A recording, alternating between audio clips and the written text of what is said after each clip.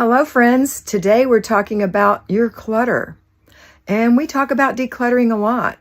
But today I want you to change your mindset. I want you to de-own your clutter. De-own it, let it go. You know, we glom on. We don't want to get peeled off of our stuff. And we don't want our stuff peeled off of us. But why? Why? Because it's such a pressure on you to have that stuff. Excuse my little frizzies. It's so crazy that we own all this clutter, which is doing us no service whatsoever.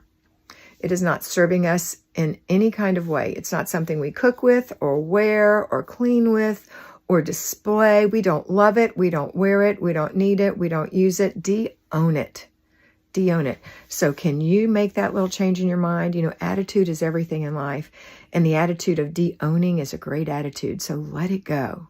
Let it go and make it a great day.